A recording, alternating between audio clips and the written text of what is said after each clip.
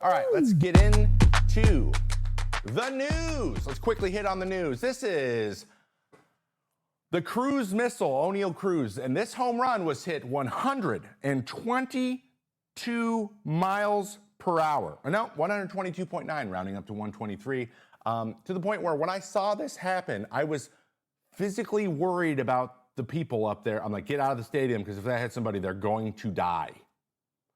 That is the hardest hit ball in the StatCast era since it's been tracked since 2015.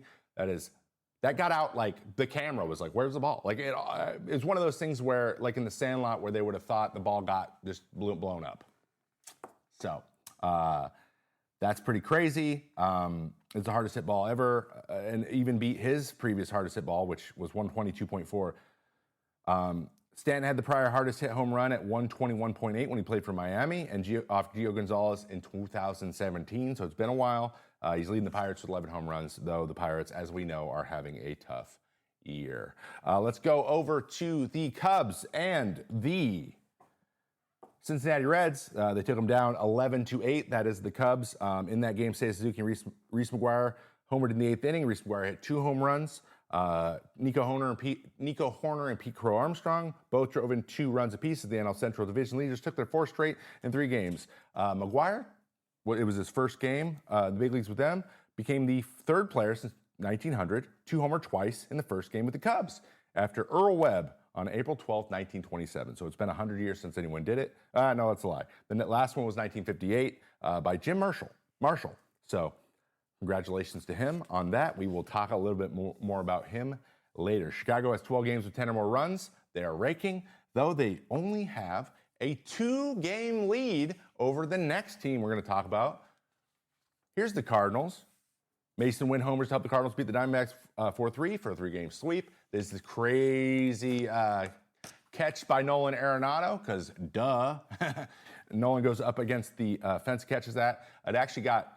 So he tried to throw it in to get them to not advance, and it got overturned by Torey Lovullo because he was technically out of play when he threw the ball in. So it was a dead ball. They got to move up, but making that catch is incredible, though it's no Jeter running catch. The Cardinals are now 30-23 and 2nd in the division.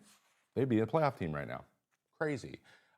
Speaking of hard-hit homers, by the way, Ronald Acuna Jr. is back doing what only Ronald Acuna Jr. does, hitting a home run in his first pitch he sees back. Now, Nick Pivetta threw a 93-mile-an-hour riding heater right down. Like, I'm like, dude, you couldn't have said, hey, please hit a homer here. We need this. We need this for the game. He couldn't have done that and thrown it more down the middle. So he got it, but he got him. He's hit 2 home runs since he's come back. And he also threw somebody out at third. So Ronald Acuna back. He is a spark plug for those Braves team, which is bad news for the rest of the NL East.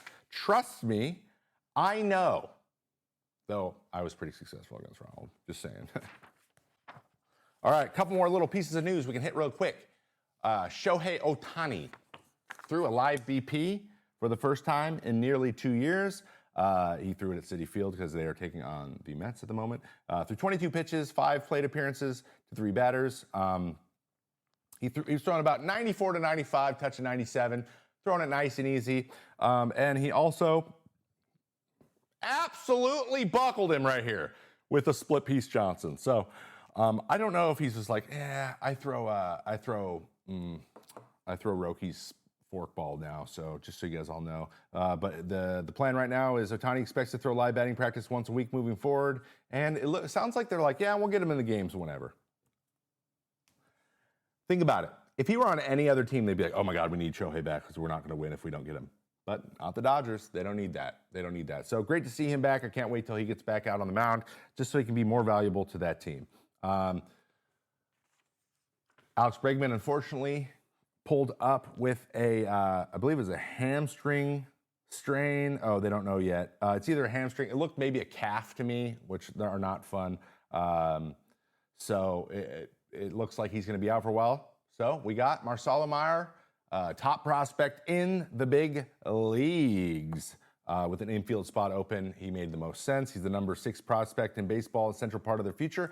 And he hopes to play a role into their push in the playoffs anyways. They thought this was going to happen at any given time. So now we have 2 of the 3 up in Christian Campbell and Marcelo Meyer. So we'll see how he does. And Roman Anthony's probably not that far behind.